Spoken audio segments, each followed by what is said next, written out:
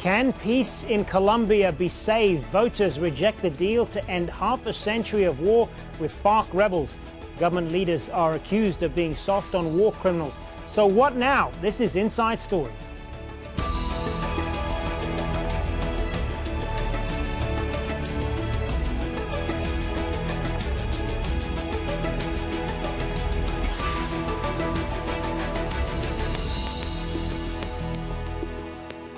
Hello and welcome to the program. I'm Hazem, Sika. It was hailed as a done deal, but when Colombia's peace agreement was put to a vote, the people said no.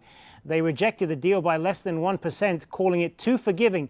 260,000 people died during the war with FARC, which lasted 52 years, and critics of the peace deal want justice. President Juan Manuel Santos is vowing to continue the search for peace, but before the referendum, he'd warned that a no vote would return Colombia to war. So where does this leave the country? Well, we'll get to our guests in a moment, but first, Lucia Newman has more from the capital, Bogota. Disbelief and grief as supporters of Colombia's historic peace accord watch the results of Sunday's referendum come in. They didn't think of our future generations, whose lives need to change. Those who voted no will carry all the death and suffering this may bring on their conscience. With their vote, Colombians have said no to the accord to end more than a half-a-century-old conflict with the rebel group FARC. Can you imagine that the FARC, which caused so much suffering, will receive more help and benefits than us, the victims who were displaced? I can't accept it. While the victors celebrated, the losers continued chanting, "We want peace." Shock has turned into anger and defiance for those who voted in favor of the peace accord. Colombia clearly split right down the middle now between those who expected peace now and those who believe that they can bring the FARC to its knees before returning to the negotiating table. Devastated and humiliated, President Juan Manuel Santos and the FARC vowed to continue seeking peace regardless. No me rendiré. I will not give in. I will keep seeking peace until the last minute of my term, because that is the path to leave a better country for our children. FARC maintains its willingness for peace and is willing to use only words as the arm to build a future. President Santos says the current bilateral ceasefire with the FARC will remain in place and that he is sending his negotiating team back to Havana to discuss a new deal with the rebels. But as he conceded, that deal will require incorporating many of the demands of his opponents, starting with mandatory prison terms for the rebel leaders. But the main brains of the disaster, of this violence, of kidnapping children, of violating little girls, they have to pay prison. Convincing FARC to accept that and many more concessions will be a hard sell. As for the peace accord described by the UN Secretary General as a ray of hope for the world, its nomination for the Nobel Peace Prize clearly turned out to be premature. Lucia Newman, Al Jazeera, Bogota. Well, Sunday's referendum was expected to overwhelmingly support the deal, so what went wrong? Well, one theory is that many supporters of the deal stayed home because they felt confident it would win a yes vote. Turnout for the referendum was about 40%. But many Colombians are angry at the agreement to reserve 10 seats in Congress for FARC in the next two elections. And critics also say it is unjust to let rebel leaders avoid jail sentences if they confess their crimes. Well, let's bring in our guests now for today's discussion. In Bogota via Skype, we have Arlene Tickner, Professor of International Relations at Rosario University. In Washington, D.C., Gimena Sanchez, Senior Associate at the Washington Office on Latin America. And joining us from Reading in the UK, Tom Lang, Professor at the University of Reading and Specialist on U.S. Latin American relations. Welcome, all of you. Arlene Tickner, let me start with you then.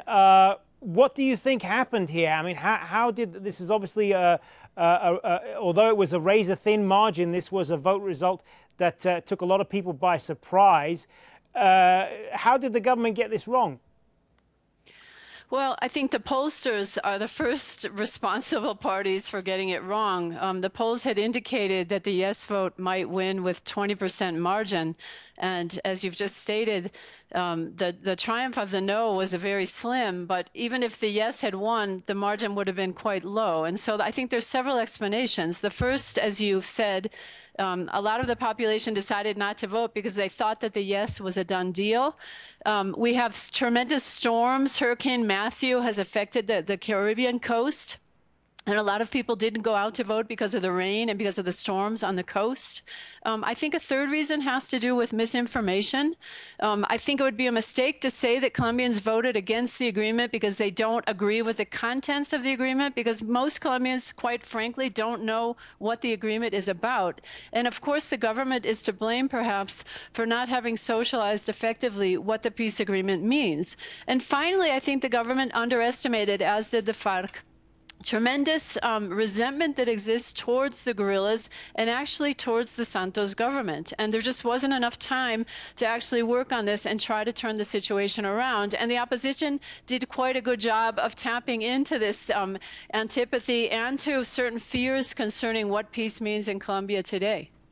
Gimena Sanchez, I know that you were actually at that signing ceremony that took place between the government and the FARC rebels in Colombia that took place just a few days before. Did you get any sense there at all that people might reject this deal?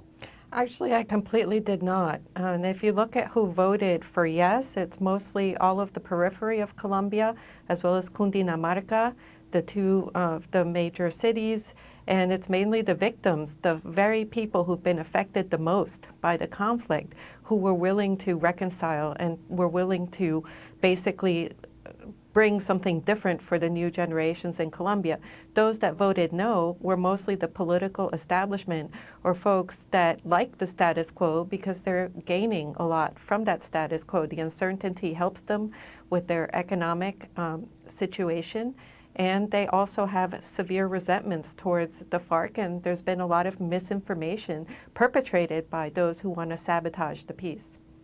Tom Long, this has been referred to in one newspaper I read as a kind of a Brexit moment for the Colombian government, if you will. The reference, of course, to UK's decision to leave the European Union, which took many people by surprise, certainly the government there.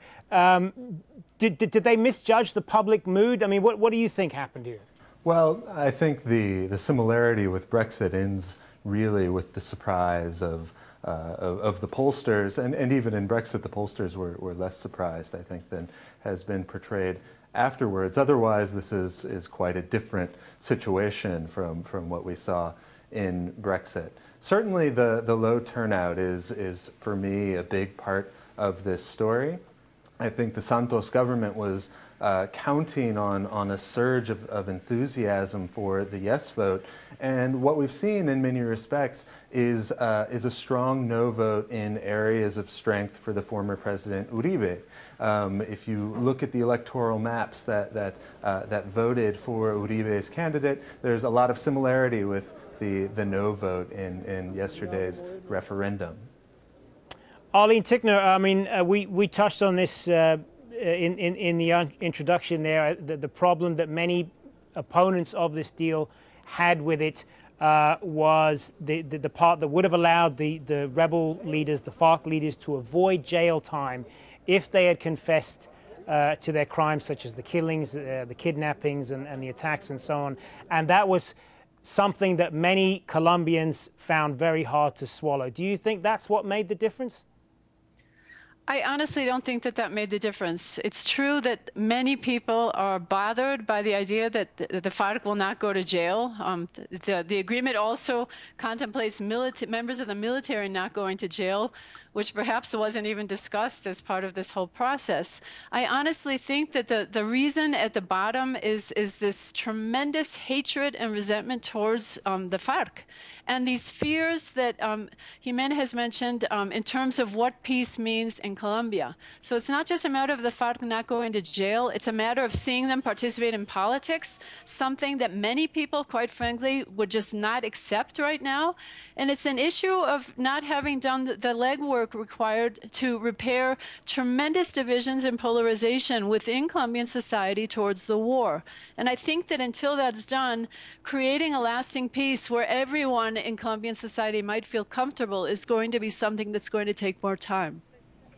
Gimena Sanchez, what do you think is going to happen next now? I mean, this is a deal that was took months, years even to negotiate. And now there is this feeling of complete uncertainty about as to what happens next. Well, first of all, it's important to say that the process has not ended. Obviously, this is a major blow to that process. But President Santos has announced that he's going to bring together the political parties, he's going to bring together the opponents to figure out if a political pact can be made to try to figure out how their concerns can somehow be appeased. However, it's important to say that there was a divided vote, and the margin of no was very small. And that said, there are many Colombians that are still hoping for peace, that are still going to work for peace. Both sides have said that they're not going to resume the war, that basically they're going with the bilateral ceasefire and basically going back and figuring out what the next step should be, all with the idea of moving forward towards finding a final peace. Tom Long, you agree with that? I mean, as we've been saying there, both sides say they remain committed to this agreement. The former president, Álvaro Uribe, who was very much opposed to this deal as it stands, he says this is now a mandate for the government and the rebels to negotiate a better deal. Is that what you believe? Yes, I agree with Gimena on this. We've already seen the parties starting to come together after a very divisive campaign and look for ways to salvage parts of this process.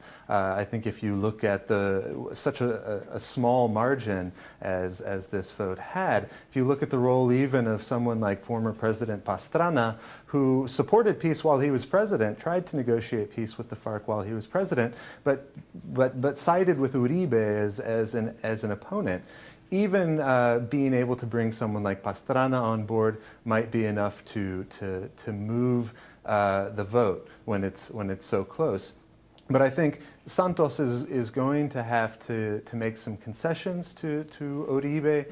The question is whether those concessions will be palatable to, first, the FARC leadership, and then secondly, the FARC is not as hierarchical as it once was, so will it be acceptable to the rank and file in the different fronts around Colombia? Gimena Sanchez, if we go back to this part of the agreement that called on rebel leaders to confess their crimes in return for avoiding jail time, is this something that is going to have to be revisited if this is going to be renegotiated? I think that the agreement really reflects what the priority was for most of the victims. This was a very special process in that you had multiple victims delegations. You also had dialogue with Afro-Colombian and indigenous communities that are disproportionately affected by the conflict.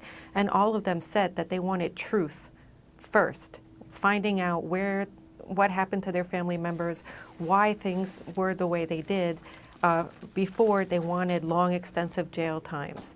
I think that President Uribe's standpoint is not really to push for a peace, but basically to cover himself, to make sure that he can guarantee his political future for the 2018 election. And I also think that it's rather hypocritical because he at one point did try to negotiate. So I think that the real effort there isn't so much to get a much stronger sanctions against the FARC, which if you look at the agreement, this is one of the most sophisticated agreements. It doesn't amnesty crimes against humanity, for example.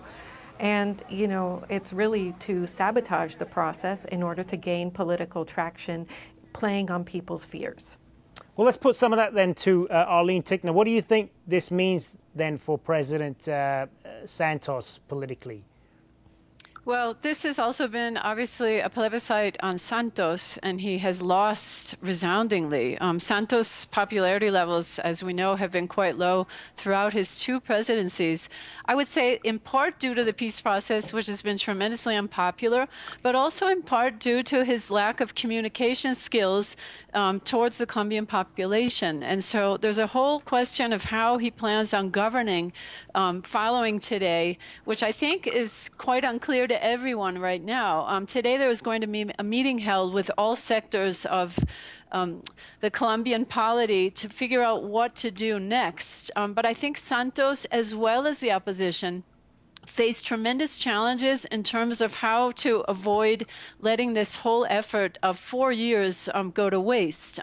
This is both a call to Santos to kind of step up to the task, as well as I would say to both, the Uribe sector and other sectors of the opposition to set aside their controversies, politically speaking, and actually sit down and figure out how to create some type of an agreement which will be acceptable to all sides. And here I think that the international community is going to be fundamental.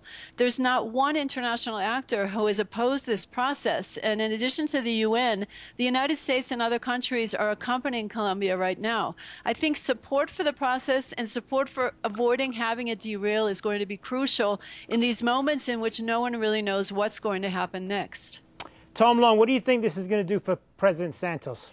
Well, I think he was in a weak position to start with, and this has weakened him. I agree with Gimena that this is in many respects the opposition looking forward to its political future and hoping that it can get an agreement that it can claim some credit for as well, instead of letting President Santos claim credit for the final agreement. But there's no doubt that he is in a particularly unenviable position.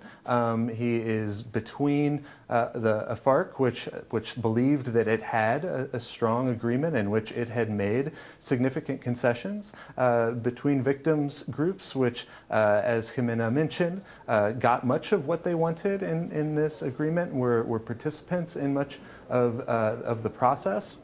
And in opposition that, whether it just wants to see him fail or wants to get its share of the political credit, is certainly going to be looking for changes in a final agreement.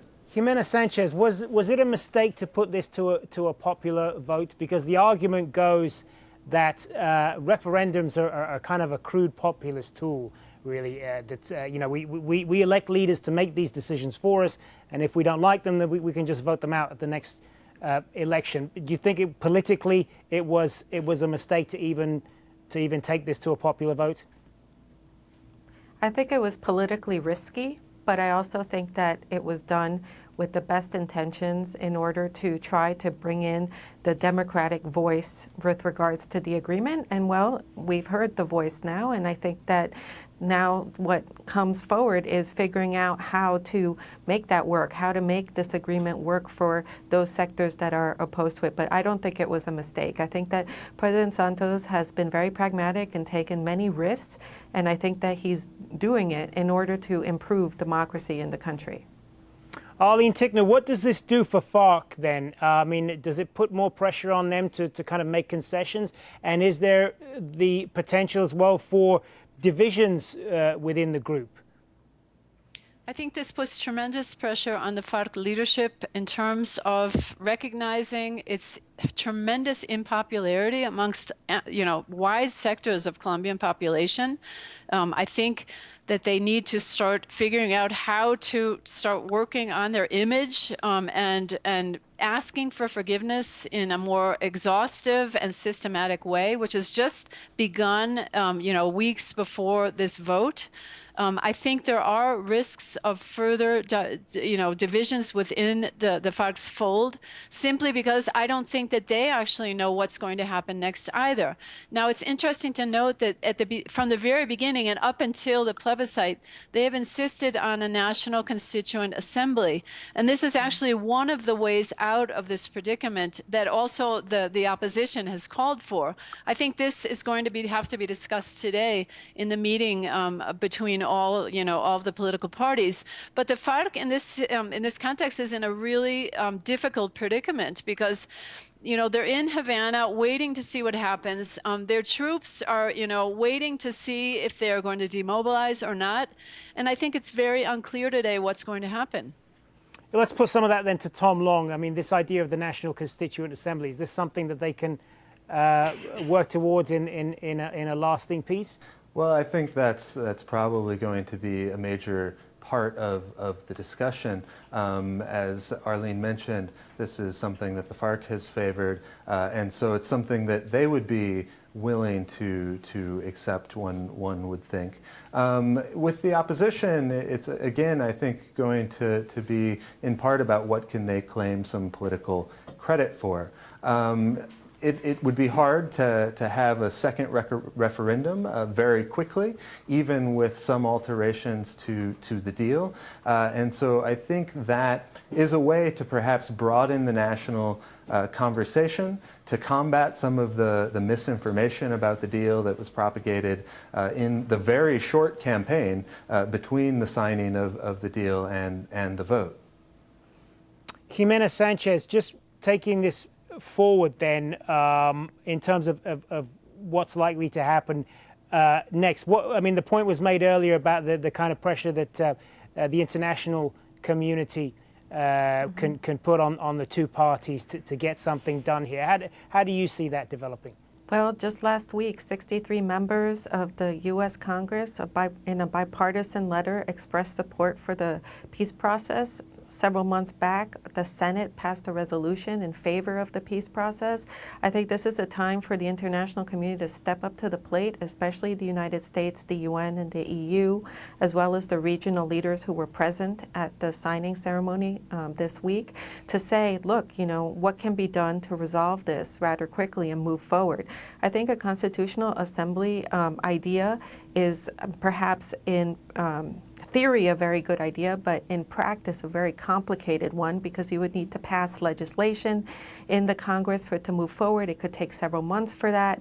And I think the more time goes by, the more chances of the process having even more risks of falling apart and debilitating. So I think this is the time for the international community to really surround the process, help make it work, and help it move forward. And it is also the time for the civil society in Colombia to make their voices heard. Arlene Tickner, the fact that both the government and the rebels, right after this vote, reiterated their commitment to peace has to be a good sign. But the future still remains very unclear, doesn't it? I think the future is completely unclear. I don't think any of the parties, including the opposition, actually had a plan B. The vote was so surprising that no one actually knows what's going to happen. However, the fact that both parties have stated and reiterated their commitment to peace is very important right now. The fact that even the opposition is being very careful and ambiguous intentionally about what it plans to propose, I would take as a positive sign. And quite frankly, if the vote was going to pass with such a small margin in favor of the yes, that would have put the peace process on very slippery terrain. So trying to think as an optimist, I would say that if this thing goes forward with all parties involved, it actually might lead, if done properly, to a more lasting peace agreement. Tom Long, I'll give what's probably going to be the last word to you. Without a lasting peace deal that's been ratified by the people, we will go on with this kind of limbo period of a ceasefire. The longer that goes on, does that possibly increase the chances that both sides might take up arms again? Yeah, absolutely. I think as that stretches out, you just have the possibility for mistakes and miscalculations. You have the possibility for clashes between armed actors in a country in which there are other armed actors operating in addition to the FARC, and a small clash like that could really ruin the process for a very delicate peace. And so I think in that sense it is important to move quickly. It's important that the different parties, including the international community, I agree that's fundamental, continue to restate frequently and strongly that they do not intend to go back to fighting, that they intend to find some way forward for a lasting peace. All right, and on that optimistic note, we're going to have to leave it. Thanks very much to all three of you, Arlene Tickner, Gimena Sanchez, and Tom Long. Thanks very much for being with us. And thank you for watching Inside Story as always. Remember, you can see the program again anytime by visiting our website, aljazeera.com. And for further discussion, go to our Facebook page. That's facebook.com/AJ Inside Story. You can also join the conversation on Twitter. Our handle there is @AJ Inside Story. For me, Hazem, Sika, and the whole team here, bye for now.